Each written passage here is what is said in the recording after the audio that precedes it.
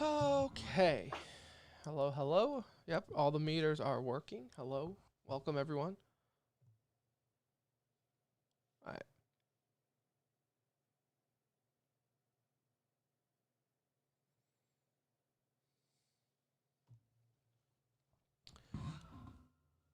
Hello, what is up? Welcome to episode 369, nice, of the Centering Esports podcast, presented by Philly Esports, and this is going to be the best episode ever, because, ladies and gentlemen, it is a special evening where we make dreams come true. It is the third annual TCR Esports Awards, better known as the Timmys. So we will get to that, but before, let me tell you about Philly Esports. They are the show sponsor, and they might be nominated, no spoilers, for Good Dude of the Year. You can go to phillyesports.gg, check them out yourself, and you will see exactly what I am talking about, as they host multiple monthly events completely online, completely free for you, but also with cash prizes. So you can't really complain about that. They have January 29th coming up here in just about 10 days for Halo Infinite. March 26th, Super Smash Bros. Ultimate event as well. So it's not just FPS. They jump into FGC. They do a little bit of everything. So check them out, phillyesports.gg. Hey, it's Simple from Navi, and you're listening TCR. Okay, so let's start.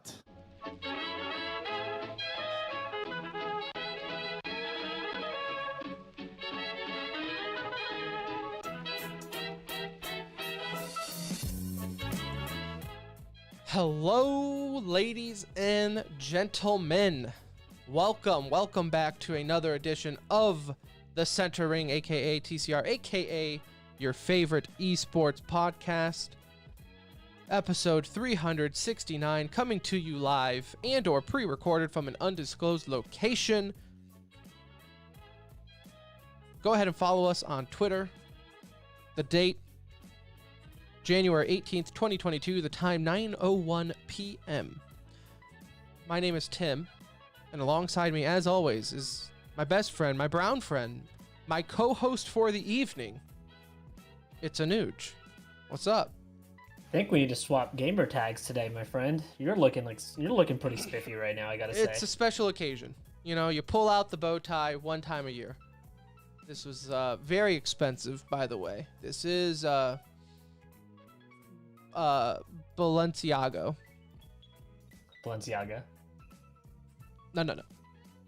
Balenciaga. This is his cousin. Balenciaga is for poor people. Balenciago, if you know, you know. You got it. That's how rich you have to be to get that one. So, you know, got a little place, a little exotic company called Amazon. So, you know, delivered right to my doorstep. Not a big deal. Not a big deal at all.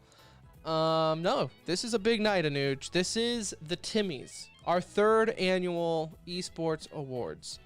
Now, for those who have tuned in for the last two, you will come accustomed to live studio audience.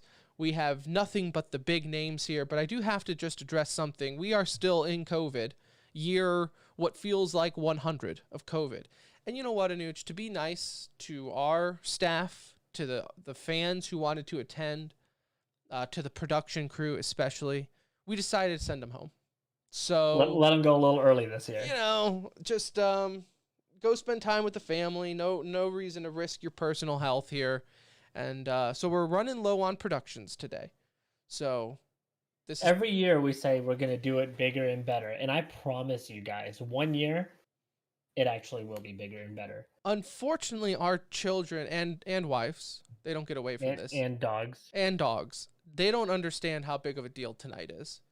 So like a week ahead, when your child is dealing with a fever and still is, you don't get as much time away. The wife doesn't understand when I'm like, hey, I have to go write esports jokes. I gotta get like you know, fanfare. You know, the recording of audience isn't gonna get itself, babe. She doesn't understand. And I want to thank Blizzard for writing half of our jokes for us this year. I really appreciate that. I mean, they write themselves, really. It's really really pretty much I mean, Blizzard is in attendance today. Blizzard is in attendance today, or should we say Microsoft? Spicy. So right before the show too. That was lovely little announcement there. Yes. Microsoft knew today was a big night, and they thought, you know what?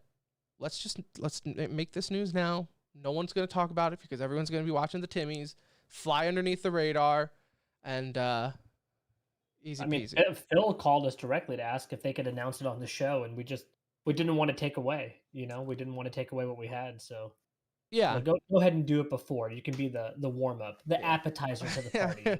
Right.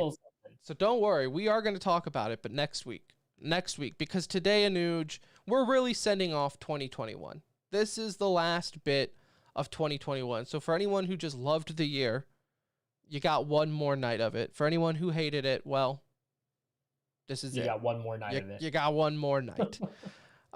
So without further ado, ladies and gentlemen, I welcome you to the 3rd annual Timmys, your TCR Esports Awards, the official industry awards show that doesn't get paid off by sponsors to give out awards.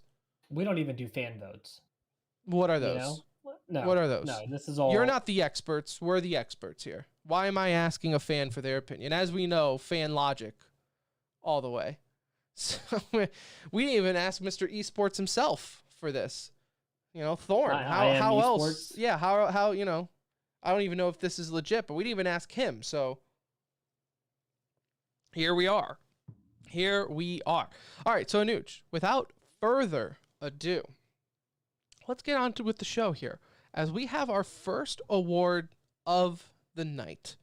We started doing this last year, and I absolutely love it because it's highlighting what I feel like gets under-highlighted a lot in esports. We like to talk about the drama. The drama is always fun. We like to talk about the toxicity, Ninja suing Pokemon, right? That's an awesome story, by the way. We like to talk about that, but one thing we don't talk about enough is the good dudes and ladies of esports. And we kind of gather through them. We always do Good Dude of the Week when they arise. Well, here are your nominees for Good Dude of the Year. Nominee number 1, Nerd Street Gaming, paying Pulse Arena's bill. Now, for those who don't remember, Pulse Arena, one of these other scuzzy TOs out there, ran an event. Everything was fine except for when the tab came up. They pieced out. No one was getting their money. Nerd Street Gaming stepped in and said, we got you. Hiko, raising money for XLDM. This was a Valorant team. Lost their org, lost sponsorships, couldn't get out to events. Hiko raised a fundraising stream, you could say, to fly them out. Logitech donates $2 million to the India COVID relief. What can you say more about that? $2 million. Ninja donates $100,000 to Halo Twitch Rivals event. Ninja, love of the game, right? No corporation backing him in that sense. Just say, hey, you know what? I miss it. I love it. Here's $100,000.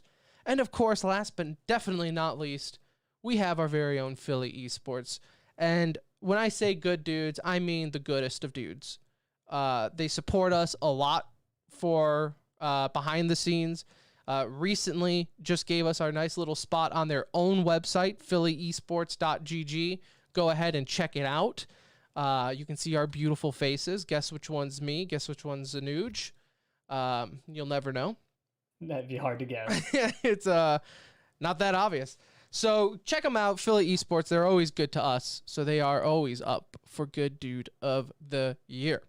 This is a tough one, Tim. Like this has a lot of awesome stories behind it that you wish you could dive into a little bit more, but this one's got me sitting at the edge of my seat. I want to say, before I open up this envelope, Anuj, no matter who the winner of this is, they're all good dudes.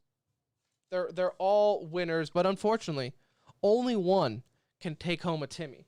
Which, by the way, for those watching on stream, if you think we make this stuff up, here's an official Timmy award.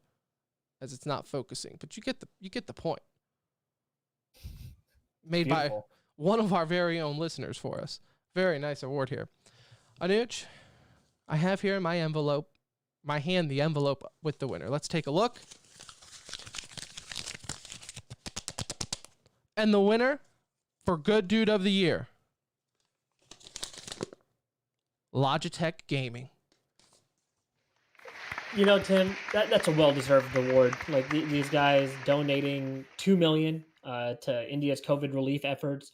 If you don't know, India's really been struggling during COVID. I mean, the lack of oxygen supply and just several other issues within their hospital system really needed the support from the outside world. And I thought it was a badass move on Logitech's part to step up and lead it, at least from the gaming industry standpoint. So bravo to Logitech. But honestly, as Tim mentioned, everybody on this list is a winner. I mean, this is a fantastic list of people that have just done good throughout the year. So just to be nominated is a win in itself.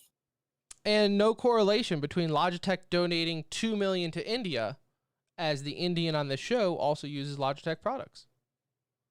So it comes full circle. True. That is true.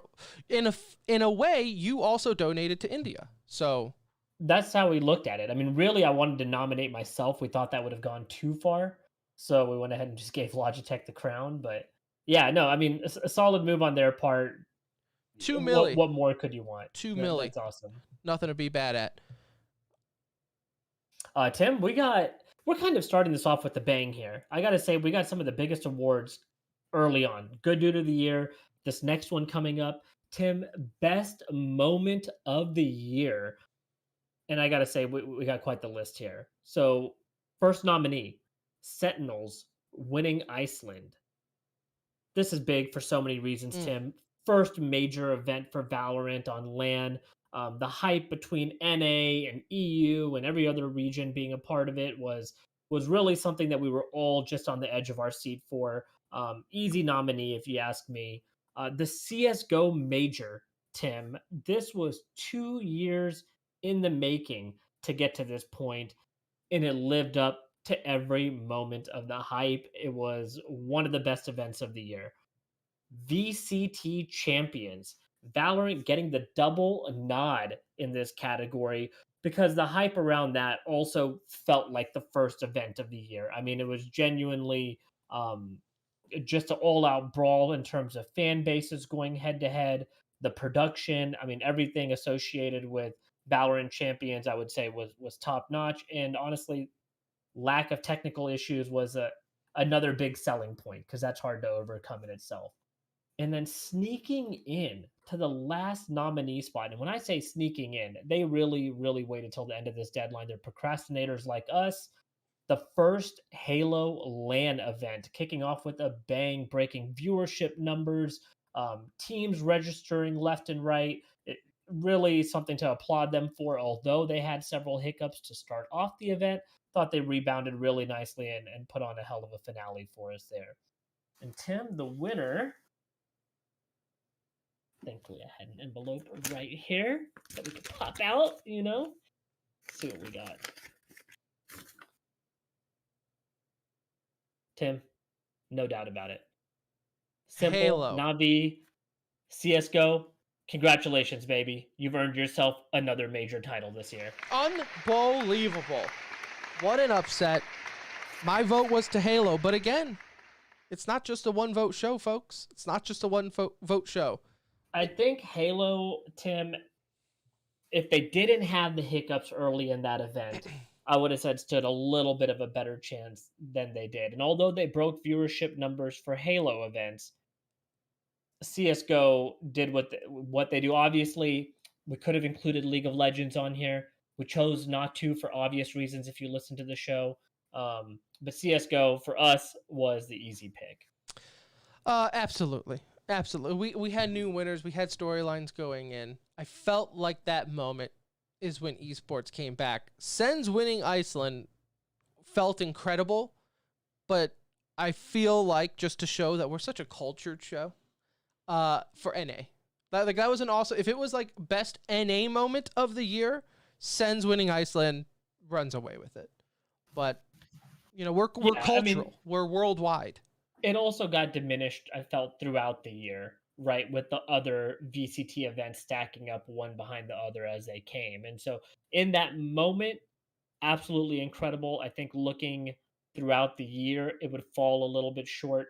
I think what CSGO had for it was also the 2-year buildup, right? We didn't have a 2020 major. We only get one major a year pretty much at this point. So, and then as you mentioned throughout the year, Tim, the year of Navi, so much hype riding into that event. Everybody wanted to see could Simple lock up his first major, and for them to perform the way they did, not dropping a series in that event, um, kind of made for the whole show. I feel like we got everything we asked for in that event. Well, Anuj, normally we're doing this in front of a stadium full of people, all from across the industry, from the world, witnessing this. Unfortunately, with COVID still being the way it is and us being fathers, TCRs for the children, weren't able to do it this year. However, we did extend one invite to one person, and that would be Hex, of course, because he's always invited. Unfortunately, we also had the rule at the door that you also had to be an owner of an org. Well, as we all know, Hex is no longer an owner. So Hex showed up, but we had to show him off. Had to escort him out. Had to send him on his way. We don't want just normal content creators here now. We need owners. We're big time here. Okay. That being said, that might have been a mismanagement on our part, but let's see who wins the org mismanagement of the year, Anuj. Org mismanagement of the year. LA Valiant. This is, of course, Immortal Gaming Club, a regular on the org mismanagement of the year. I feel like this is maybe their third nominee. They might have changed their names to come in different ways. Right. That's all they do. Right. Look, at the start of the year, at the start of Overwatch, this was a mess. They, if you recall, they weren't going to be Chinese, and they were Chinese, and the ownership didn't do anything to get anybody on the roster. It was a mess, an absolute mess. 100 Thieves Hook deal. This particular moment was such a cluster F for 100 Thieves, making their presence known into CDL. Of course, picking up Hook, buying out Hook for a hefty amount from what everyone heard from Dallas Empire, rest in peace. And then you get this guy, top of the line player. He forgets his ID at the hotel. He doesn't get to play in his first event with them. And then he pretty much was MIA. I mean, talk about zero return on your investment. Org and player mismanagement issue there. Like, kind of going just on simultaneously. Right. Just everything fell so flat. Next, your nominee for org mismanagement of the year, Optic joining Envy. Now, this is an Optic mismanagement. Let's not get it twisted here, because yet again, we have Optic abandoning ship. This is... Well, they kind of took over the ship. Yeah. They took the branding. But at the same time, you lost the ownership. For us, this is a big issue, as you guys can't tell. It's been a reoccurring thing on the show. This is like the Yankees and the Red Sox joining forces. The Knicks and Lakers becoming one. I mean, it feels wrong in so many ways for you longtime fans out there of the esports scene. And then last but not least, Astralis letting Device get away.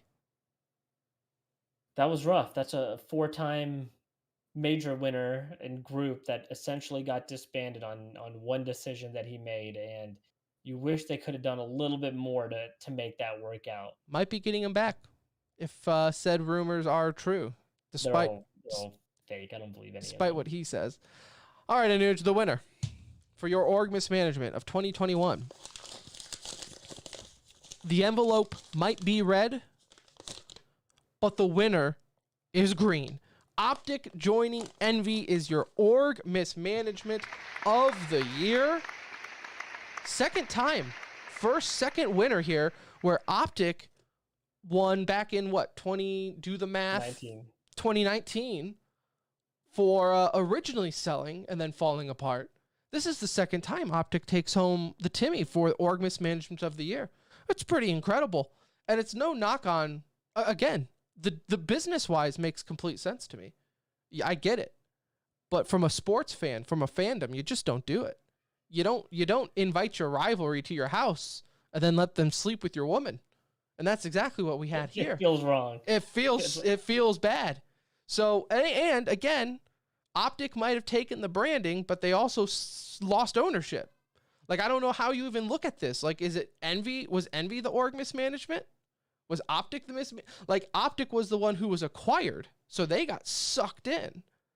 So, Optic lost ground, but then they gained it. They like everything is their branding, so I don't know who the real winner is in this scenario. I don't know. It makes my head into a pretzel, but either way, congratulations, Optic, for org mismanagement of the year. Yet again, two-time winner. Go ahead for the next award. You know, this next award kind of almost ties into the first, this previous one with mismanagement, because there are definitely some issues going on here. And this is the best should have gotten in more trouble, but surprisingly doing okay award. And we limited this to just 3 individuals because they really have done enough on their own to all take this award. But we had to pick one. And we're starting off with the FaZe crypto scam. If you don't know what it is, go Google it. You'll see what they've gotten in trouble for. What's impressive here, Tim, is FaZe manages to do several things like this a year, and they're always okay. I mean, we could have probably listed off a handful of issues with Banks's New Year's Eve party. I mean, there's always something going on with FaZe negative in the news, and it only makes them bigger, baby. FaZe up. And so FaZe on here for the crypto scam. Bobby Kotick himself making an appearance. He was also invited to the event. Based on today's news, decided to decline, obviously, for his harassment charges, because everybody else seemed to get fired from Blizzard, Tim, except for one person. And that was the guy in charge.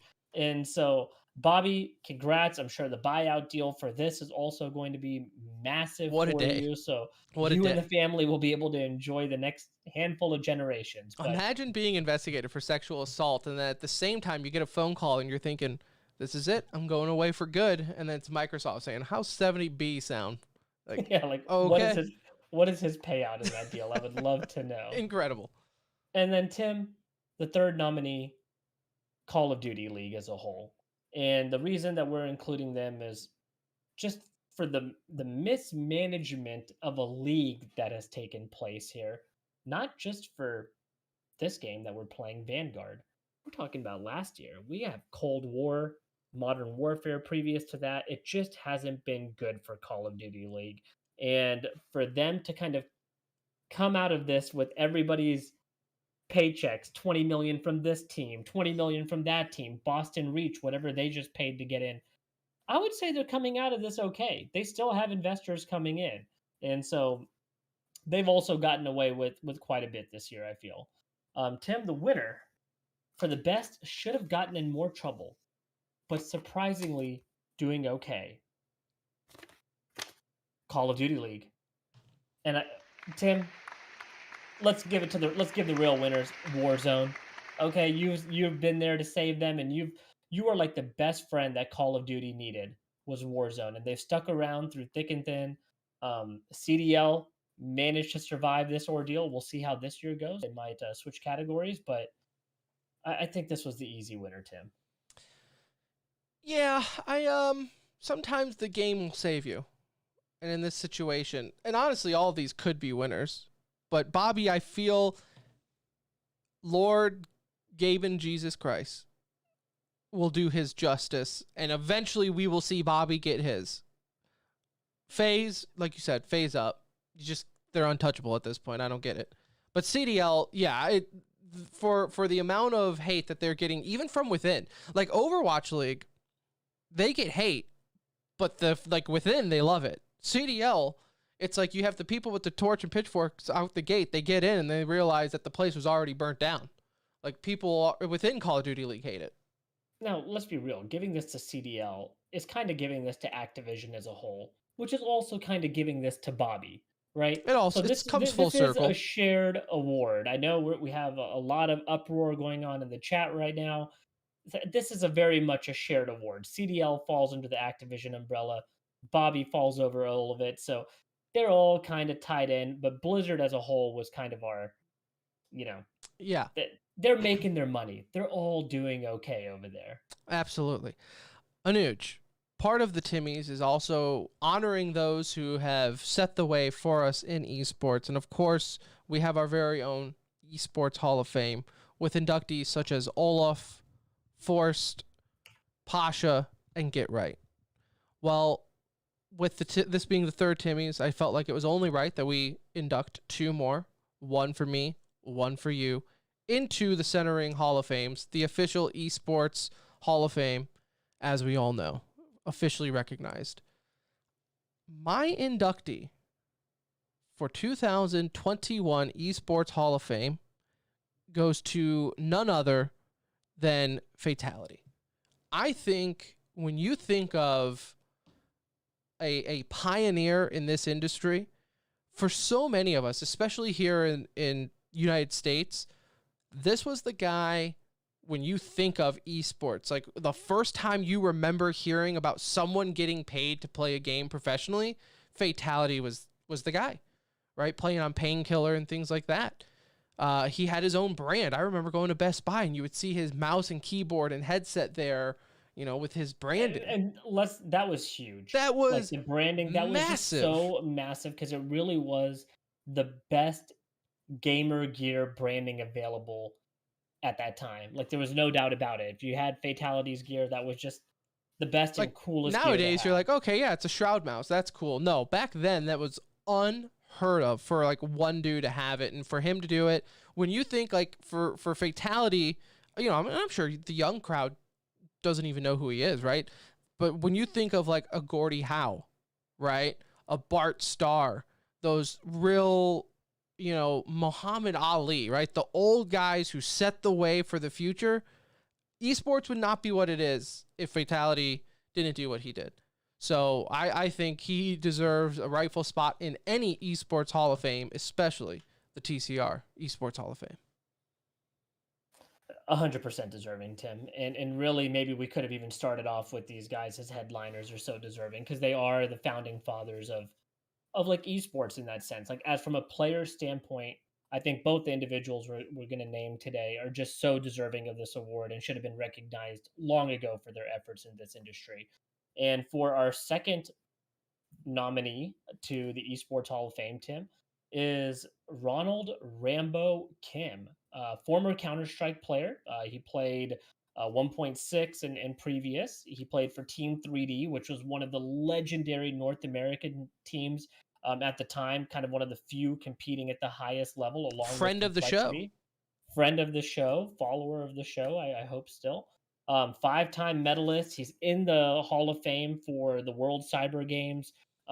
He's continued his career with coaching, even after as a player, and now has his own YouTube channel where he kind of is out there still wanting to help. I mean, his YouTube channel is, I think, called FPS Coach, and it's just all training videos on helping younger people that are getting involved in the esports FPS scene. And so, and to be honest with you, Tim, one of my idols growing up from an esports standpoint. I absolutely adored this guy. He was a great player, great person on the occasions that we got to meet him. So for me, no brainer. Ronald Rambo Kim, congratulations into your entrance into the Timmy Esports Hall of Fame. So congratulations both to Fatality and Rambo for making it into the Hall of Fame. What an honor. I can only imagine the celebrations going on with you and your loved ones at this very moment. I know some of the people in chat saying Faker from League of Legends T1. I would like to remind everyone that Faker sucks, and he lost me $100. So, and didn't think of him. Didn't think of him. Don't even cross my mind. All I think about is Faker sucks. Lost me $100 one time when I put a bet on him, and that's life. That's life. Sometimes you get into the Hall of Fame because you deserve it, and sometimes you don't because you lost me money, and that's the rules. That's the rules. Both are acceptable. The rules of the TCR Hall of Fame. Speaking of Rambo, though, being a coach and an influence to someone young like yourself, maybe one of these nominees listened to his YouTube channel and picked up on a few, because we have Rookie of the Year. Your nominees for Rookie of the Year, and mind you, I know some esports awards out there, Noon, will separate this into controller player rookie of the year, mouse and keyboard, mobile. I'm colorblind. I don't see segregation. I just see one esport, right? I have a dream, and I've seen the top of the mountain. You got mouse and keyboard and controller players playing together with equal amounts of aim assist to where they compete as one. So we don't have segregated sections here. This is rookie of the year for esports, regardless of what you use. As you say that, read the next award that we're giving out. That's you. That's not me. That's you. Rookie of the year. Bit, CSGO. Pelican, Overwatch League. Monkey Moon, Rocket League. Shiro, CSGO. Insight, CDL. All incredible players. I saw one, not going to name names, and this is always a weird spot in esports where like rookie of the year in one other esports award show, not to be named, had 10s on the list. No, sir. That's not a rookie. Just because you retire 5 times and keep coming back does not make you a rookie every time you decide to quit and then come back. So 10s is not a rookie. Your rookie of the year, as I'm handed the envelope. Bit, Navi, CSGO. This kid, Anuj, had an incredible year. I'm talking, this is his rookie season. He has already outperformed and has earned more prize money than his predecessors who have made a career out of Counter-Strike. You have 10 plus years. Not just retired players, current active players playing the game still, and he has out-earned them and has more trophies in his trophy case in his rookie season as some of them have their entire career.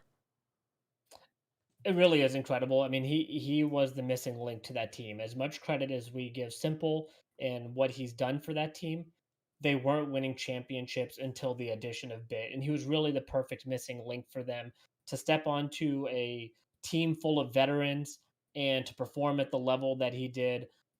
It deserves more than an honorable mention. Like he helped carry that team to a major and was a large part of why that team won that major. And not only that, like the Blast Pro World Finals that they did. I mean, it's been one event after another.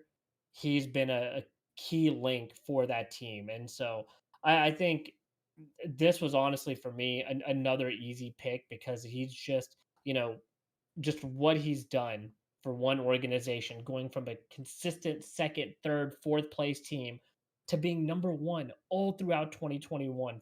I mean, 90% of it feels like definitely deserves, our nod. Yeah, and I think what you said too, where, it wasn't like he was just a rookie and he was the 6th man in, right? He wasn't a bench player no, he was signed to make a difference, and he made that difference on a team where you're playing with arguably the best player in the world in Simple. And he stepped in and filled the shoes that he was absolutely brought on to fill. And easy rookie of the year. I mean, throughout the year, you forgot that he was even a rookie. So it's just incredible. Yeah. No, 100%. Very, very deserving for Bit, and excited to see what 2022 holds for him. Can he go from maybe where he's at now to the best player on the team? You think he can make that kind of jump? I mean, not when the best player on your team is Simple, but right there, number 2. We'll call him number 2. Tim, next award. Speaking of segregation, Brown Person of the Year. And note, everybody on this list is deserving of an award for what they've accomplished in their career in 2021. This is a fun way to acknowledge somebody of color in esports, because I still don't think we have enough of that. And so our nominees for Brown Person of the Year: Van Sealy. He is, if you don't know, Van Sealy has been around forever in esports, from a commentator, host, Currently working within the Valorant space and does a great job. Also streams quite a bit, so go check him out if you have a chance. Last year's 2020 winner, Launders, and that was for his contributions to the Counter-Strike scene. In a time where content creators within Counter-Strike is lacking, I feel he continues to up his game, and I think he did that again in 2021. Just adding, his whole TikTok scene that he does, his YouTube content has gone up, and he was just fantastic throughout the year as a commentator or play-by-play once again. Golden Boy, because we didn't really know what category to put him in, and so we're gonna go ahead and include him on here. Also, once again, almost like a lifetime achievement award. Just works in so many different games and manages to do a good job in each one. Like, I never feel like he's lacking. He might not be the best every time he takes the mic, but he's so damn good and so versatile. So gets the nod from us. And you'll never find someone with a better voice crack in esports. That is true. That is true. And finally, it's got like the best meme out there for voice cracks in esports.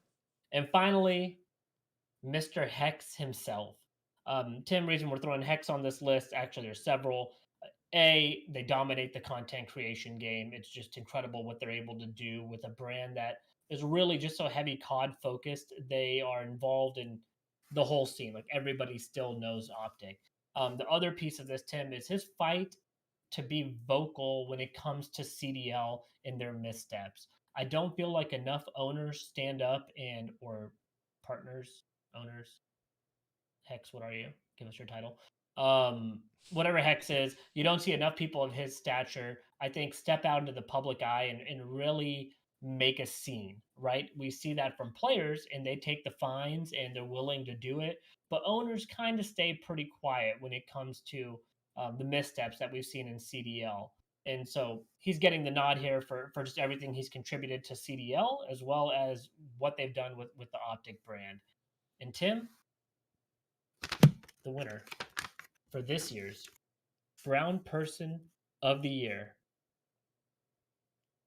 Mr. Hector Rodriguez himself. Hex from Optic Gaming /MD. slash M.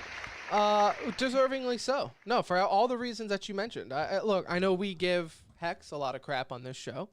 Most of it rightfully so. Most of it sometimes in jest. But for what he does for the scene, for what he does in esports, you can't deny it. The guy hustles.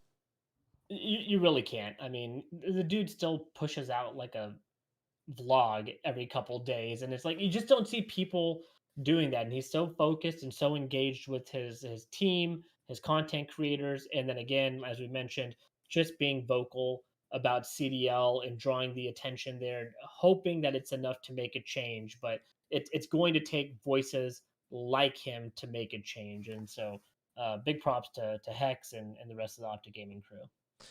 Also, probably the one on that list who has the most Michael Jordan quotes on his bedroom wall. If I had to take a wild guess, there's probably not a day that goes by that Hex doesn't think of a Michael Jordan quote. Anuj, for the next award here, I think this is another underappreciated group, not just in esports, but just in mainstream life as well. So here's your award for the best white male of the year. No. I was like, what? I was like, I don't see this on here. Just kidding. The best worst roster move of the year. This is the cream of the crop for just the big oops of the year, right? You work hard, and obviously you're not everything's going to be a hit, but there's definitely big misses. Best worst roster move of the year. Your first nominee is 100 Thieves dropping Steel in Valorant. Doesn't make sense now. Didn't make sense then. Only the future will tell if it works out. But right now, it like didn't make right sense. Before champs, right before champs, terrible timing, and you saw what they got. Reckless joins K Corp, a Hall of Fame in his own right for League of Legends. Joining K Corp. Is this a charity signing? Who knows? I mean, Tim, it's like a pro player in basketball from the NBA going to the G League. It makes no sense, but he does have them as favorites to win Well, the yeah, amateur events. I would hope so. And last but not least is S tag to C9. And you could almost just make the entire C9 roster signings in there. But the buyout fee for S tag in general, right? That was the big move. Henry G trying to pull a big brain move, release the numbers, and and then he found out why people don't release numbers in esports Very quickly. He was like, it will never happen again. That's right. That's right. So your best worst roster move of the year goes to Reckless with K Corp. Again, it just and I give this as much like the Optic Envy one, is you don't really know who to give this one to. Is it Reckless for signing with K Corp? Because for K Corp itself, this is an awesome move. Like, if you can get someone of his stature, right? Definitely no one was talking about them ahead of time. So now they sign this mainstream marquee player. Good on them. But for Reckless, it's surely there were more people knocking on your door than I mean, his wiki page is going to be Fnatic, G2, K Corp. Like, people are going to think he fell off, when in reality, he made the decision to go while he's still playing relatively well to an unknown situation. So, I mean, K Corp doesn't even get seeds for Worlds, So it's like, it really is like competing in the amateur league. So very odd move. I'm sure they paid him enough to get a couple more tattoos and everything else that he's got going on. I know he's like modeling online. Maybe it's just a way to focus more on stuff outside the game, but we definitely give this to him instead of the org, because for the org, as you mentioned, move of the year is where this should be. Tim, the next one's a favorite. Mm-hmm. It really is a favorite. Boy, is it. It is. I mean, it's just one of my favorite awards that we give out every year. I love surfing the internet for overpriced esports merch, and there's a reason we do it, and it's for this segment. And Tim, this is for the most overpriced merch of the year. And boy, do we have some nominees. We got the beautiful BlizzCon polo for $70, Tim. And this was a online event as well, mind you. But $70 for a Blizzard Activision it looked polo. Like something like an employer would, like, if your company was going to like clean up trash on the side of the highway and you wanted them to all wear company gear, it looked like something you would give them. It was like just the branding on the side, or like it's the just logo, it was or the whatever. polo with a BlizzCon anniversary thing on it. $70. 70 is steep, man. Like, that is like, for that's a polo. prime time. That's prime time hoodie category. You know what I'm saying? This is starting to get into like you've jumped it a little bit here. You went from the cost of what should probably be 35 to 70. Like, this is a double. No game branding on it. It wasn't like it was a cool WoW hoodie. No. This was Blizzard, which, like, I attended an event that I actually didn't attend. Which in retrospect was the last thing you want to represent. Next nominee, the 100 Thieves Gucci. Well, can say the Gucci line, but really we're talking about the backpack is what stands out to everybody. I mean, this backpack was a couple grand. I don't have the number in front of me. $2,000. $2,000 for a 100 Thieves Gucci backpack. Now, don't get me wrong. If I had the money, I'll buy a Gucci backpack, right? I don't know if I'm buying a 100 Thieves branded Gucci backpack, though.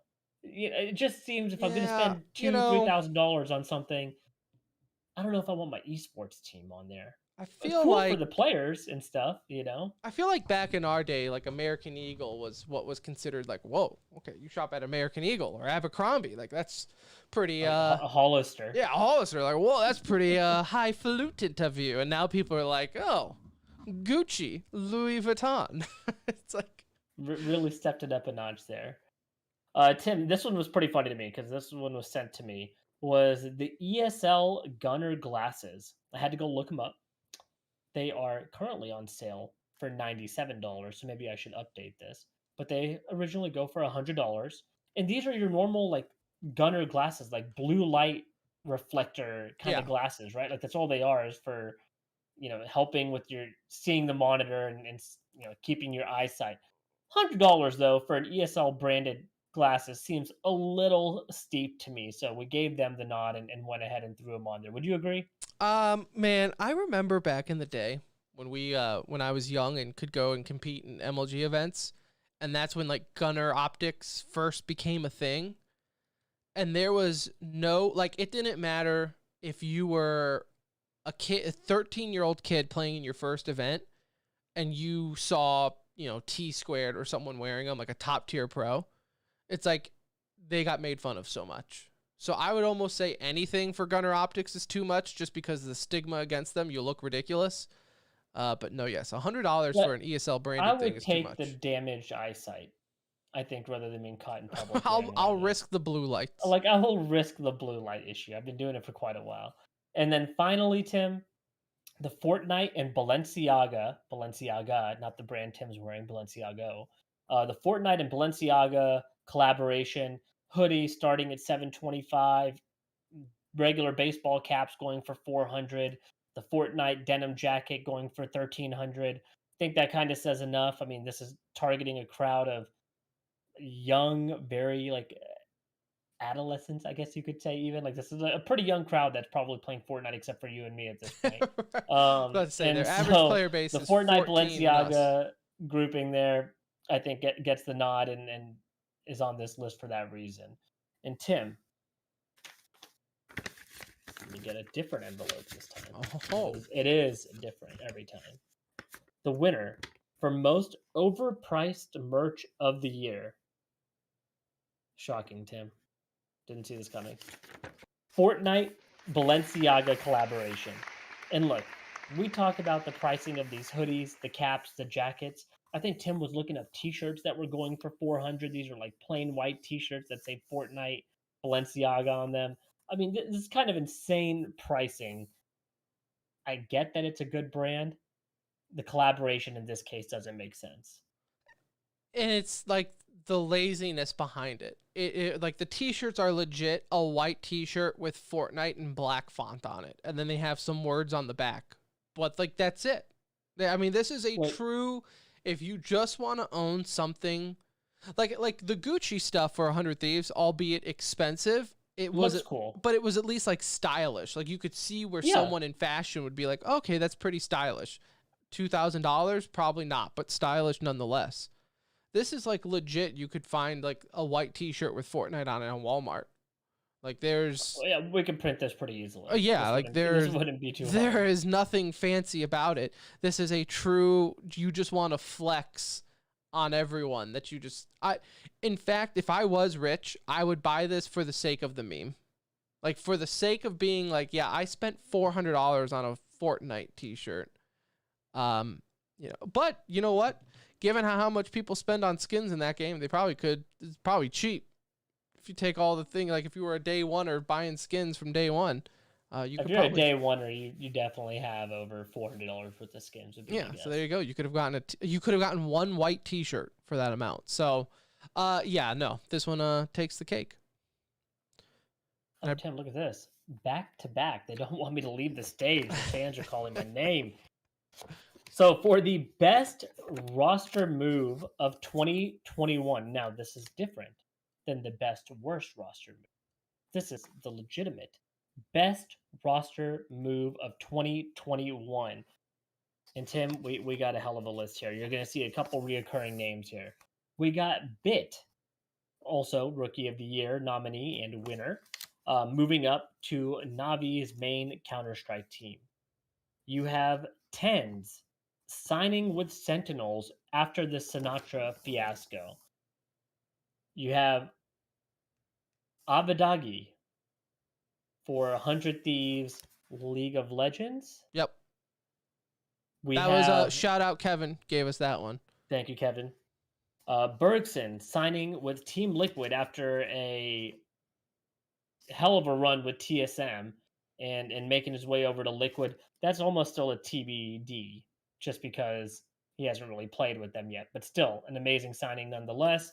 And then another fantastic signing for Liquid on the Valorant side, Navira, brother of Scream, coming from Vitality Counter-Strike, made the switch over and took his team on a deep playoff run in the VCT champs and did a hell of a job. They're doing that all with COVID during the time. So awesome for him. The winner for best roster move. Tim, I felt like this was the easy one, my friend. Tens, get on up here, my friend. We make fun of you enough, but this is your time to get your Timmy. Get in now. Get in now. Incredible. Because back from what it was, when Sentinels had that whole thing, I mean, you already had one of the best players in the world with Sinatra, who all of a sudden, abruptly had to, rightfully so, leave the roster. No one was expecting a Tens signing. As far as like you replace the best in the world for like the next best in the world. So just incredible. The fact that despite the end year results, I would say that it worked out for them. Yeah, I mean, for sure, because they were a dominant team for like 7-8 months out of the year. They dominated 2021. They were the number one ranked team. He kept them in that position while they were there. I mean, even with Sinatra, there was a lot of back and forth with them and TSM on who was better. It was kind of split for a lot of people at that time. This kind of put the nail in the coffin. They were clearly the best team throughout the year, fell a little bit short, come champs time. But I think this signing definitely tips the cap to them, because what they were able to do with him in that 7-8 month period, they dominated, and he was the player that dominated for them. So awesome signing. And talk about, like you said, going from Sinatra to Tens, you don't miss a step, and that does not happen often. No. Now, Anuj, our next award here is a fan favorite. It's the pinnacle award of the Centering Esports Awards, the Timmys. It is your Yikes of the Year. A lot of pressure, not only on us, but the industry for this, because there's one award that has, I think, the most nominees that we have to filter through, and this is one of them, because it seems like almost every other week we have what could potentially be a Yikes of the Year. So, keep in mind, this is not easy. This is the cross we bear. Your nominees for Yikes of the Year: the Cloud9 CSGO roster debacle. Just all of it. As a Cloud9 fan myself, it was miserable going through, but looking back, it wasn't any better. And what was their nickname? The Colossus? The Colossus. It was the Colossus failure. Even better. Yeah, even better. It was bad. It was bad. Blizzard's layoff employees, and Bobby gets a $200 million bonus days later. Now, this was kind of like, I think this was even before all the sexual. This might have been like the first domino that fell. Am I wrong? I can't remember. This was like before the sexual assault kind of came to light. Right. Like, this probably didn't help any of the internal employees feeling bad about leaking anything. So you could almost throw in Blizzard's year. Blizzard's 2021. All of it. I mean, they had a special segment on the show. Yeah, for real. We had to make a whole segment just for Blizzard Yikes of the Week. Sinatra getting Me Too'd, sexually assaulted, or he sexually assaulted a woman, I should say, getting kicked off the team, getting investigated, then getting suspended for not cooperating with those investigations, still teamless, TBD on what happens with him. Just Sinatra's year. And also last for the Yikes of the Year, this is kind of a late entry for me, but Halo Raleigh Day 1, because it was, I mean, I can't even overstate this. For all the hype going into this event, that Day 1 for Halo was so bad. I've never seen a Day 1 be so poor. Like, even when I think of the worst events, Blast premieres, Blast, whatever they were called back in the day, but Blast's first... Not playing on stream, basically. Yeah, I mean, even then, it was like, and then the graphics, nothing was working for them, but they were at least playing. This Day 1 for Halo was by far one of the worst I've ever seen. The fact that we even got to finish the event was a miracle in itself after Day 1. They switched from PC to Xbox. Yeah, it was just, it was not good. It was not good. So Anuj, your winner for Yikes of the Year. Let me take a look here at the envelope. Oh, Blizzard, you thought you got away with it earlier. Well, guess what? Come on down, because you get the Yikes of the Year. I mean, and everybody should come up and accept this award from Blizzard. yeah, I mean, it's Bobby, bring the crew with you. You're all deserving. I mean, just all of the above. You almost feel bad about the news that came out today with Microsoft spending $70 billion, because you want to be happy, like, oh, Microsoft bought Blizzard. Thank God these games will be saved, and hopefully we see better treatment to the employees. But at the same time, you're like, that $70 billion's going somewhere. Like, someone's getting a piece of that pie, and unfortunately, it's probably a lot of people that probably do not deserve a penny of it. Yeah. So, it's bittersweet seeing this news, but dang, it's still a win for the gaming industry as a whole. As a whole, yeah. Well, yes, as a gamer, yeah, you'll love to see it, but it's just kind of, don't think about who's getting the $70 billion, and it'll make it easy pill to swallow. But no, I think for a Yikes of the Year, this was a no-brainer. I think just they were every single week, still to this week, like to this day, we're hearing. Yeah, stuff. I mean, it was really something every single week, whether it was who they were laying off or a new story of sexual harassment that came out. Then there was like the breast milk scandal that came. I mean, it was literally, they could not stay out of the spotlight. And then you also have to take into account for Blizzard, this was also Overwatch and CDL debacle. Like, this is not even talking about the games. This is just the company. And so you put it all together, total combined package for Yikes of the Year. So deserving, so proud of you guys over there. It's really, you really know how to stand out above the rest. And indeed, you do. Now, Anuj, one part of the Timmys that I feel like is always necessary. We started this last year, and I quite like it in the sense of, esports, despite being many different games, we're a tight-knit community. And one thing that we like to do is highlight those who we lost, whether it be a player, a fan, someone, a developer in the industry, right? Anyone, we always ask if someone's lost without the year, give us their names, and we'll always give them their just time in memoriam. So, Anuj, here are just some of the names, and I'm sure there's more. I know there's more, whether it be because we, have mistakenly forgot to wrote them down and we just forget. But, just know that these are in no order of importance or anything like that. But, Anuj, let me just take the time here to go through some of these names and pictures for the in memoriam of 2021. Jared Nanden, the World of Warcraft cosplay character. Anyone who's watched BlizzCon knows exactly who I'm talking about.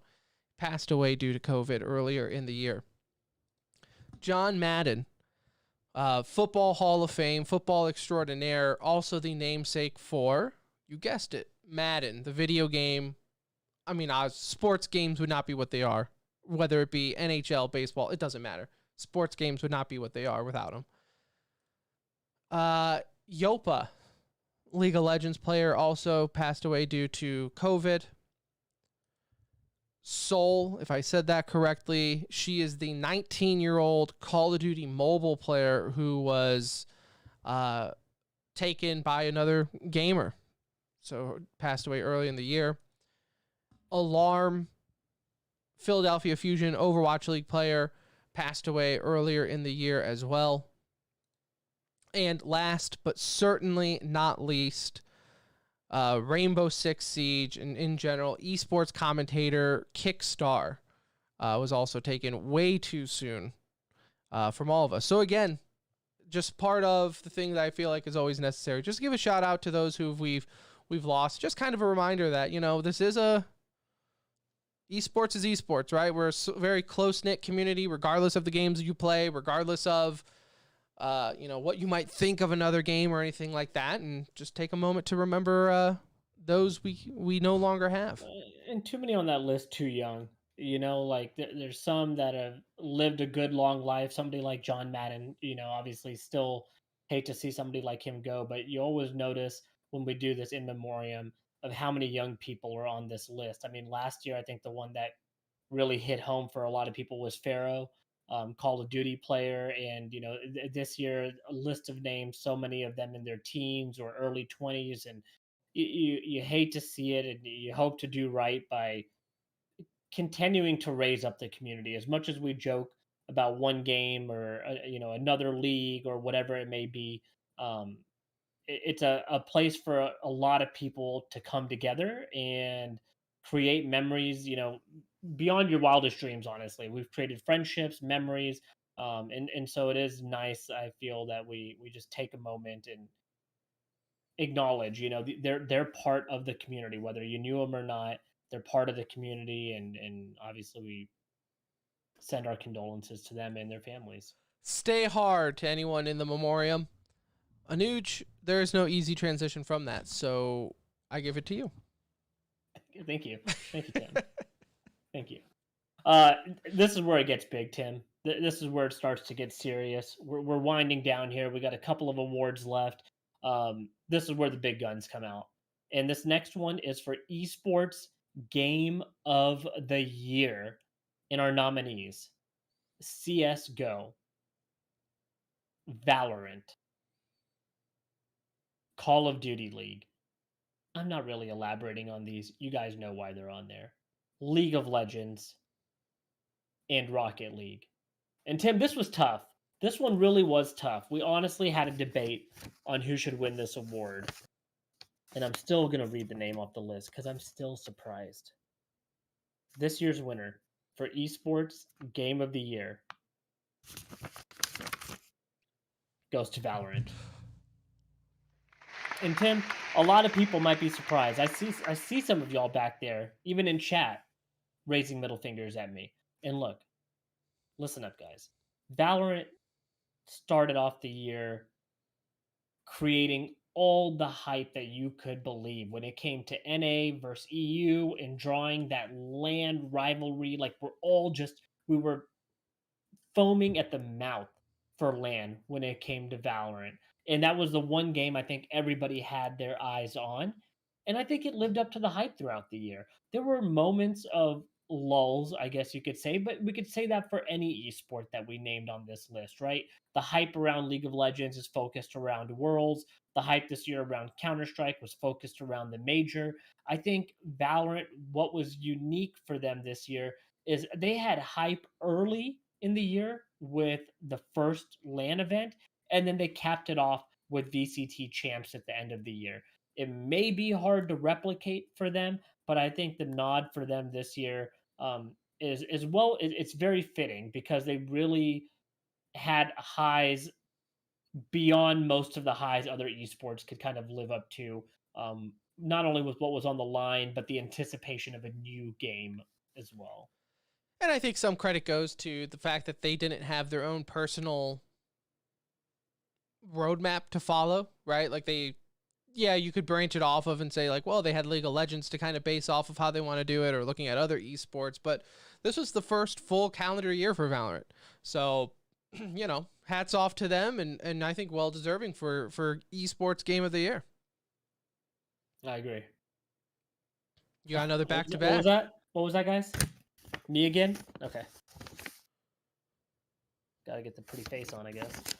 Esports Player of the Year, Tim. Another amazing category. We limited it to 4 this year, and as Tim mentioned earlier, segregation is not part of this. There's not a console Player of the Year or a PC Player of the Year. It is just Player of the Year. And this year's nominees: CNED from Ascend, Valorant. Tens from Sentinel, Valorant. Simple from Navi for CSGO, and Abizi for FaZe, Call of Duty League. And this year's winner for Esports Player of the Year, I feel like I don't even have to open up the envelope, Tim. The winner, simple, Navi CSGO. And if you don't know, now you know. Simple, stellar year, multiple trophies, multiple MVPs, continues to get better as a player. HLTV is number 1, although that hasn't been announced yet. We know he's HLTV's number 1. got his first major. I mean, does everything you need to win and steps up in the biggest moments. You haven't always been able to say that about him. But this year was the year of Navi. It was the year of Simple. Tim, you said it at the beginning of the year, and it held true throughout the end. This was a easy selection for us, I feel. Might be the most impressive trophy that Simple gets to put in his trophy case this year. If I am just 100%. being unbiased and honest, probably takes the cake. No, yeah, like I said, it was the year of Simple. I mean, it's to no one's surprise that I think he would be the player of the year. Has played constantly at the top of his game all year long. He not only elevated his, but his teammates' games as well, right? Like, I think it puts, like we were saying with Bit earlier, right? I don't think it's coincidence that you have the player of the year and the rookie of the year on the same team, because they played so well together, right? It wasn't like Simple was just the one-man show and dominated for Na'Vi. It was a complete team effort.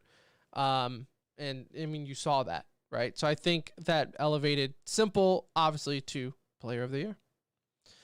Anuj, I have this one here for the next category. One of the last ones of the night. Esports team of the year. You can say team, org, whatever. We're going with team.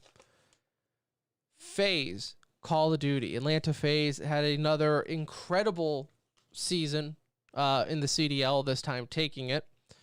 Na'Vi CSGO, as we've already mentioned, an insane year. Sentinels Valorant, the end wasn't what they wanted, but the year was still pretty dang good. Shanghai Dragons in the Overwatch League dominated all year, took like 3-4 trips to Hawaii. So, made it worth it on their end. And Edward Gaming League of Legends. Anuj, let's take a look here at the envelope for your esports team of the year. And it is, well, if you've been listening to the show, this shouldn't be a surprise to you. It is Na'Vi from CSGO. I think we've already said it 1,000 times with Simple and Bit. It was an entire team effort. If we could give an award to everyone on Na'Vi, I think I would do it, because it was just from top fragger to bottom fragger, a complete team effort this year. For the first time in Simple's career, we saw a complete team effort and what can do, and it made Na'Vi take more money than any team ever has. Yeah, and everybody just had a role to play on that team and played it so well, and that's what gives them team of the year. Is nobody's ego was stained by the ultimate. They knew what they were trying to accomplish, and that was be the best team. They knew they had the best player. They weren't fighting for that top spot. Everybody played their role so well. They won more tournaments than we could count in 2021. If there was a supporting cast of the year, they would have got that also. But just an amazing year all around for Na'Vi, and once again another award that it was just too hard to compete with them. I think from anybody looking at FaZe, they won all their titles throughout the year for the most part, including the big one at the end. Sentinels didn't cap it off the way we wanted. Overwatch League would have had a tough time taking this just because it's Overwatch League at the end of the day. And so for Na'Vi, it was just the ultimate team effort and the ultimate team game. So congratulations to the whole squad, and including management, ownership. Like this is exciting for all of them. Yeah, absolutely. And as someone says in the chat, next year, this list will probably be 99% CSGO with some of the rosters that we're seeing. So I will always, good little reminder for all the listeners in chat. It never hurts to give us your ideas for nominees throughout the year so we can jot them down. So this goes along with any nominee, any category for the Timmys. This is a community-driven event. You give us your category, give us some nominees, and we will pick the winner. So going, for next year and everything like that, believe it or not, I think for like the first 3 weeks of the year, we do a really good job of keeping track of things that are going on and writing them in our notepads. And then after that, it kind of falters off. So, it would be nice, and we rely on you, the listener, to also help out with this. So just want to give that quick little plug, considering I think we picked the winners here 5 minutes before going live, so not bad on our end. Not a bad list. No, We had the nominees. last year we actually had to pick one live because we forgot to pick a winner. So things are looking up. Anuj, the last award, the last Timmy to give away this evening. It might be the most prestigious. In fact, I think it is the most prestigious award. This is the Timmy for the Esports Podcast of the Year. And there's only been one back-to-back winner. I mean, really, yeah. So far, it's been a clean sweep. You know, this is the third Timmy's. Can this podcast be dethroned? Your nominee for Esports Podcast of the Year, the Center Ring Esports Podcast. All right, let's see who the winner is. And the envelope. Unbelievable. They did it again 3 years in a row. The Center Ring is your Esports Podcast of the Year. I mean, really, I don't know what to say. I want to start off by thanking our families, Tim. You know, we couldn't have done this without the nagging of our wives, the constant yelling and berating from our children, the number of times we had to take the dogs out for walks right before the show starts or let them out to pee in the middle of the show. We really could not have done this without them. And obviously, most importantly, you guys, the listeners, the friends, the fans, you guys are incredible. The reason we do this show is for you guys. We enjoy talking esports and it's fun for us, but we love engaging with you guys even more. It's been an amazing journey over the past, how many years has it been, Tim? 6-7 years now? Long time. Feels like long time. Almost 400 episodes. So this one is for you guys. It's an honor to be your back-to-back-to-back champion. And look, we hope to take the title for 2022 as well. We'll do whatever we must to win that title. And as Anuj said, to mirror it, yeah, absolutely. Thank you to all the listeners. Thank you to our family for letting us do this, to our wives. Let's not get that mistaken. Right now, my wife is watching my 2-year-old with a fever just so I can put on a silly tux and talk some esports and make fun of some people. So I definitely appreciate it. Does not go unwarranted. She'll never hear this nice comment, though, because she hasn't listened to this show in about 5 years. So, it's the thought that counts. It is the thought that counts. But no, absolutely. An incredible 2021 all around for esports. Congratulations to all of our winners. Looking forward to 2022. We already have huge news, which we'll talk about more next week, with Microsoft buying out Blizzard. So we'll talk about that from an esports angle, right? The possibilities are endless. That might be the only topic next week. There's enough to break down there. There is a lot I want to dissect in that conversation and hopefully give some hope to everyone out there, because I think there's a lot of positive that comes with this change. Oh, yeah, absolutely. So looking forward to talking that and more next week. But for now, the third annual Timmys, it's done. It's in the books. Thank you so much, everyone in chat, for being participants, for watching. Whether you jumped in late, skipped around, love you all the same. For Anuj, for joining me yet again.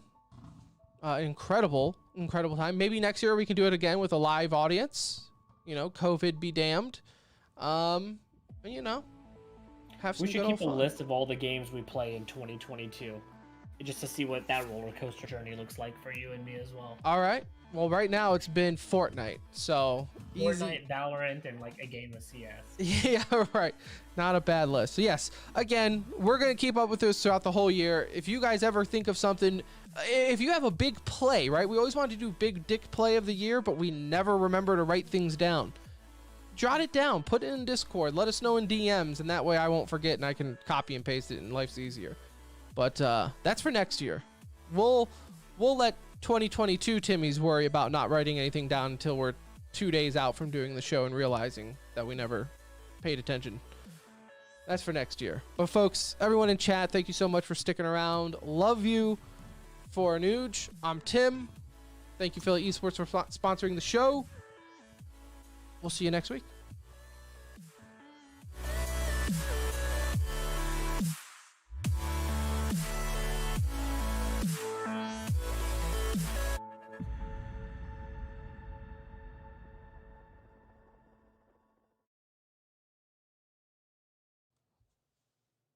All right. Oh, everyone in chat, thank you for stopping by. Good to see all Yeah, of you. it's a lot of fun when people are participating like that. I enjoy it. It's a good time.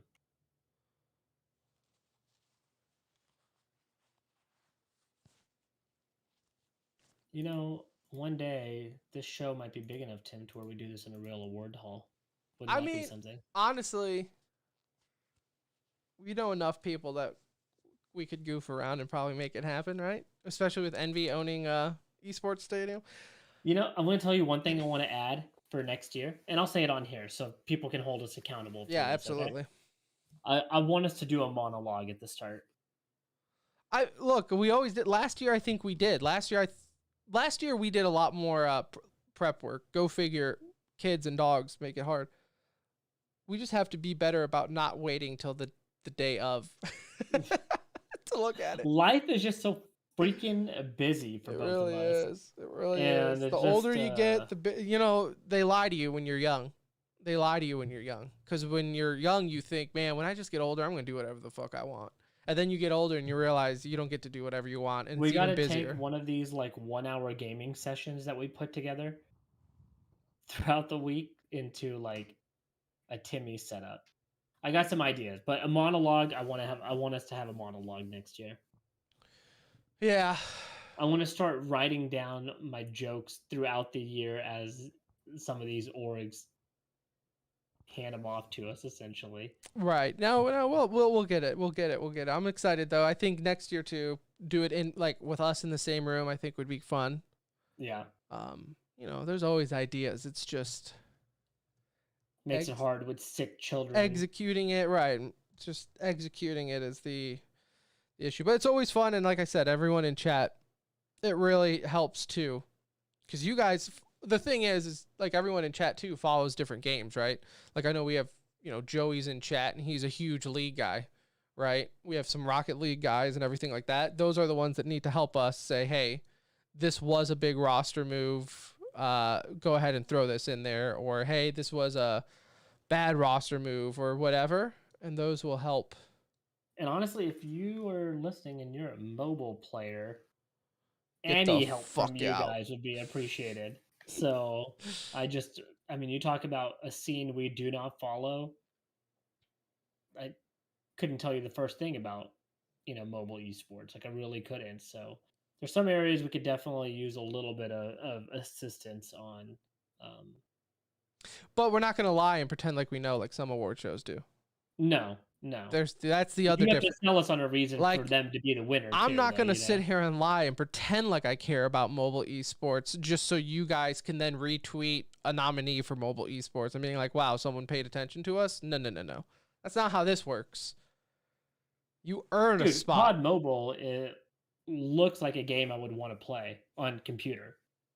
Right. Like it looks so much better than the PC game that was at Vanguard. Like, have you seen COD Mobile? Yeah, it's got everything, like you said, all the fun stuff that you wish. It looks so sick. I watch it and I'm like, oh my god, this is like the COD game I want to be playing. And it still can't follow it. Like it's just the mobile scene is a scene I've just never put any time into. Let's see what the wife is saying. I mean, can't complain that much. That was kind of a short episode, all things considered. No, she said, I can't get the dog to pee. Can you take him out before you go to bed? Yep, that's how it goes.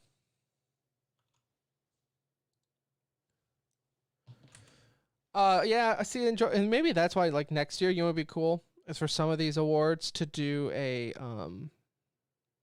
almost like maybe if we get like some committee to vote for some of these, like if we have League of Legends stuff, like get Joey in here, get Kevin in here, not on the live show, but just prior to when we're selecting winners. See if it makes sense.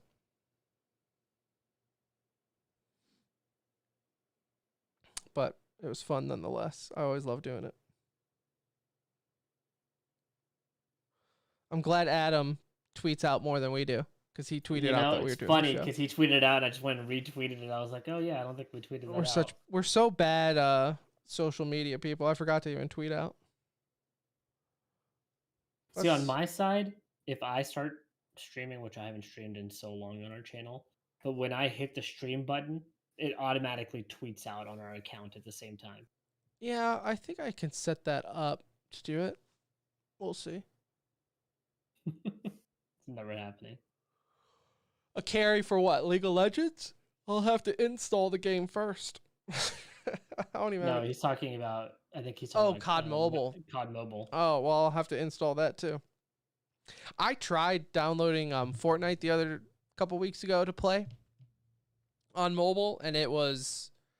I think I made it like one game and then instantly uninstalled. It was such because you didn't have the Razer thumb condoms. That's what it was. If I only had the Razer condoms and the fan, I would have been fine.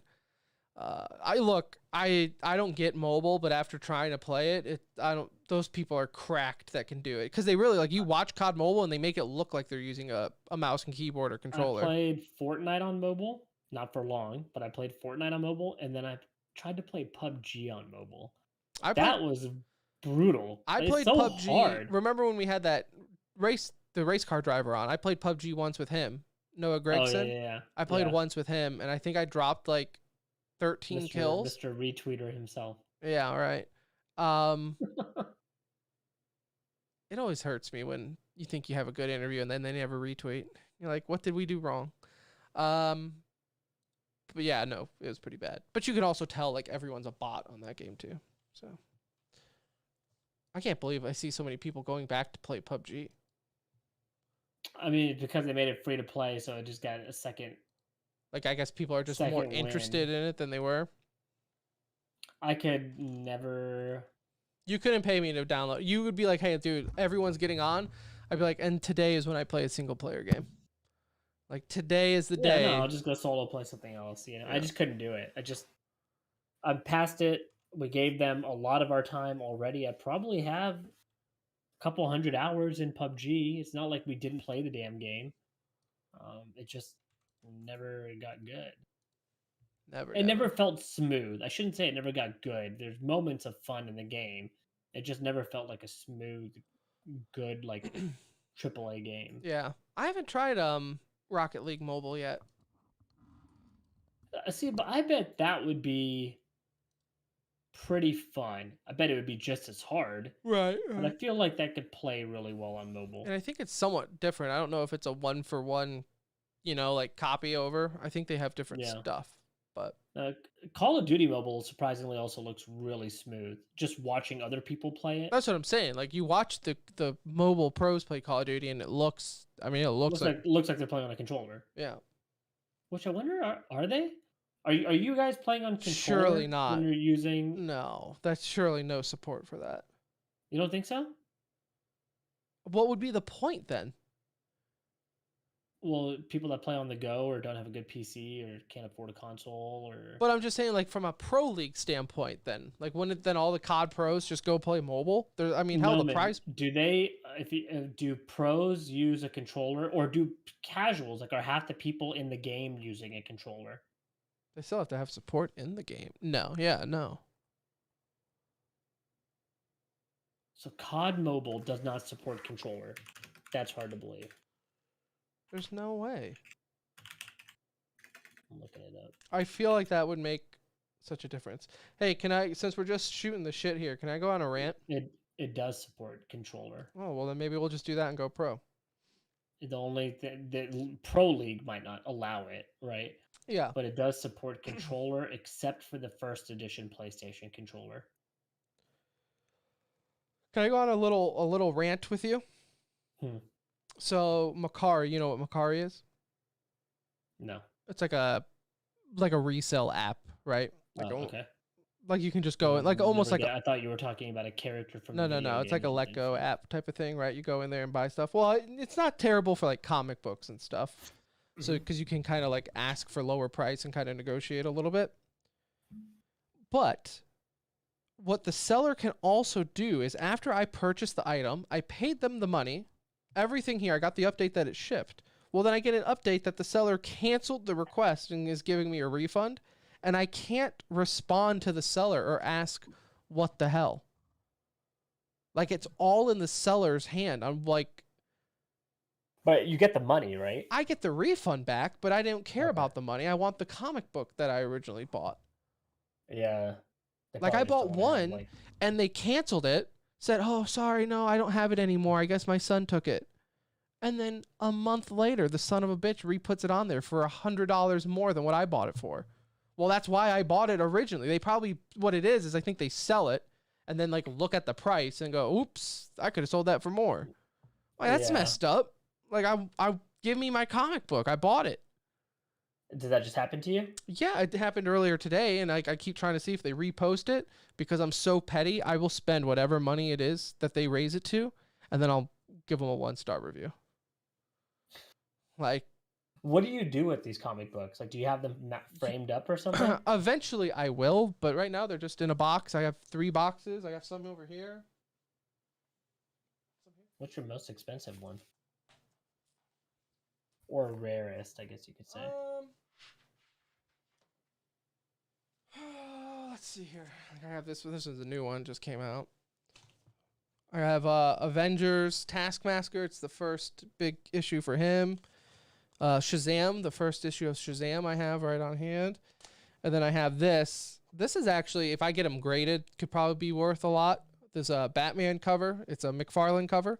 And it's just like a well-liked cover. Like people just love it for the cover. Yeah, oh, that's pretty cool. Yeah. And so if I get that graded and it grades out well, that can be like potential $300, $500. I don't think I collect anything, you know that? I used to collect sports cards when I was younger, Yeah. but No, I don't think I mean, you know like, me. I'm a comic guy. I buy books, but I feel like you collect a lot of stuff in general. Though. I do. You can step into my office and see that. It's not like Funko Pops. I remember you had like. Well, that wasn't me though. That was just a byproduct of having the Star Wars monthly thing. And I got it for one. I only did it for a year because it was like 50% off, and I was like, "Well, I'm a Star Wars guy, sure." And I hate Funko Pops. Hate them. You had like 100 because like each box came with like 2 of them, and it was like, I don't know what I hate them. I hate them. I was trying to think. Do I have anything collectible? But I do. Yeah, I do cards. I do mainly comics though. Is my thing. I like going to comic hunting. And I do things have like some that. cool sports memorabilia. You know what? I do have a lot of autographs, random autographs. Yeah. Like, I have Yeah, I got one of the 200 footballs from the Cowboys Steelers Super Bowl, the most recent one in 95. right. Most recent 95. 93, whatever year that was that they played. I have like 50 or 60 autographs. The ones I have on display though are just that one, and then I have a Mike Madonna signed puck that I like. That's what I was about. Yeah, so I have this one here. It's a. Do I not have like autofocus on? I must not. You're too close. There we go. It's Mike Madonna, Sergei Zubov, and Yari Letnin. See, that's pretty legit. Yeah. Look at that right here.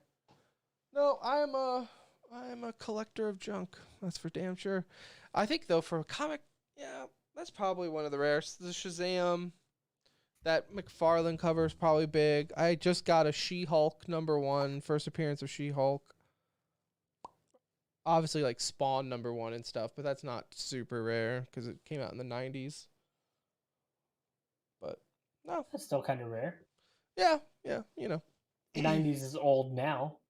Yeah, but like the issue is like in the 90s yeah. when people like collectors started really collecting.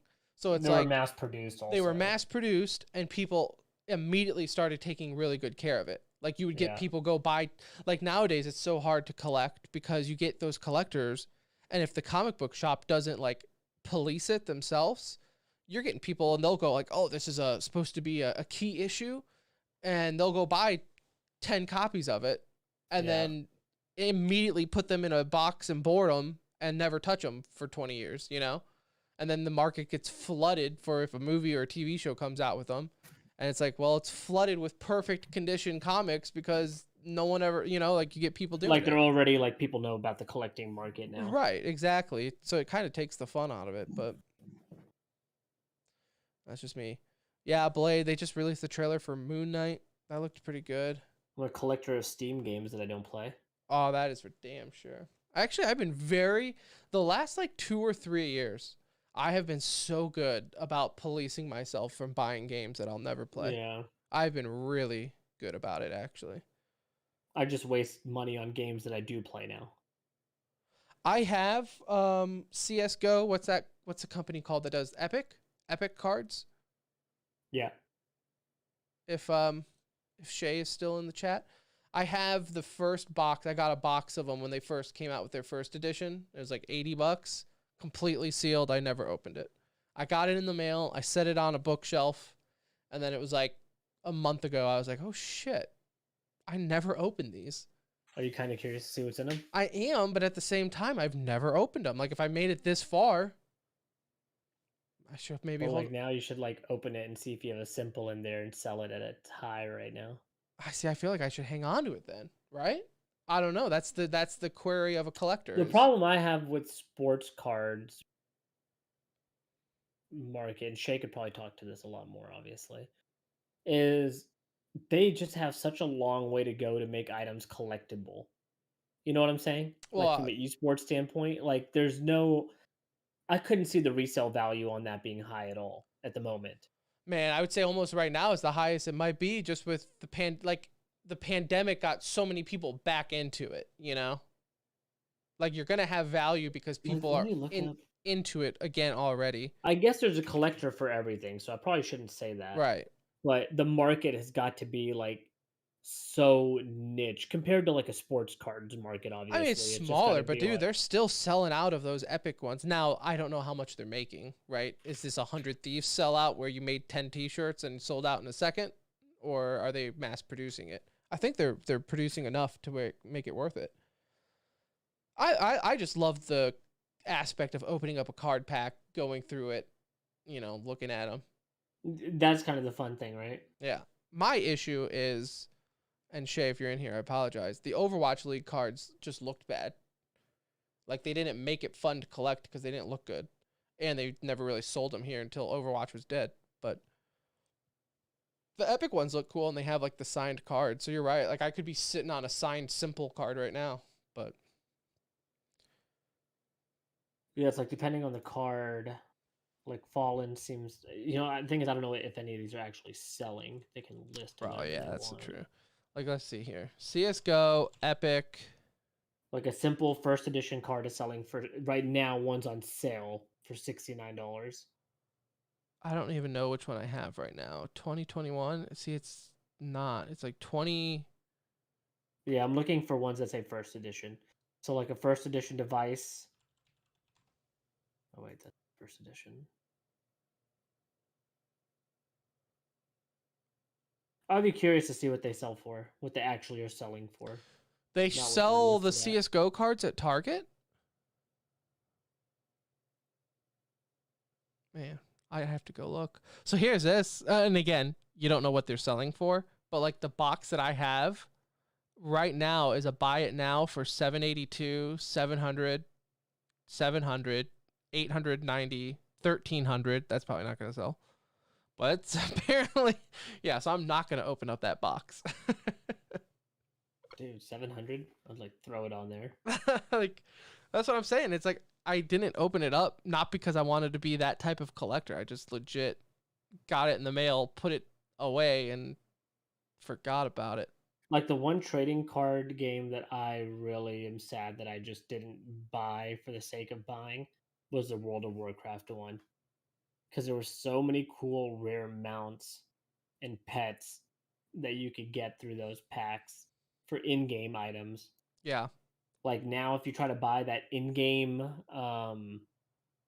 Spectral Tiger, do you know what that goes for? Isn't it like 10,000 or something like that? Yeah, like Yeah. 10 to 15K. Yeah. So, I mean, like, again, this epic stuff, but again, it's like you said, it's difficult because, you know, you look at the I wish there was prices. some connection to the game. Like if you typed in something, you got like something to signify. Maybe it's like just an item in your inventory, even, Well, see, and that's like- what, yeah, you like having that connection. Some people collect. I do know they have, it's like an online thing. Like you can register to them and then do almost like a fantasy thing with the cards. It doesn't connect directly to the game, but there is a connection. like something there. Right. But I don't know if that hurts its value. Like if you register it to your account, then are you Like, hurting the then value? it's like you're the owner of it, or Right. whatever. Yeah. Yeah, it must be because this one here, it's a device for $625, unused QR code. So yeah, it definitely Yeah. means more if you didn't use the QR. Either way, I'm a sucker for collectibles. We all know this. So Yeah. Yeah. I will I could gladly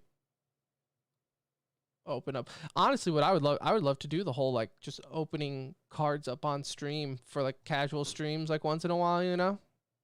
Open your $700 pack. Up now. No, not that one. But if they do have these boxes at Target, at our Target, and I see them there, I'll pick it up and I'll open those up, right?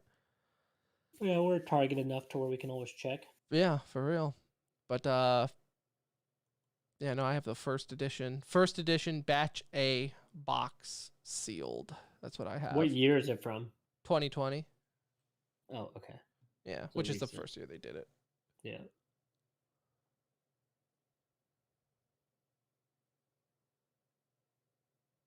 Yeah, so it would be cool. It would Yeah. be cool. But Can you no, imagine if you were like eventually it's like worth Pokemon status and it's like 10,000. 100,000? Yeah, 100,000. I mean, that's for the that risk, box. right? This could be the most it ever is, and Yeah. never hit it again. But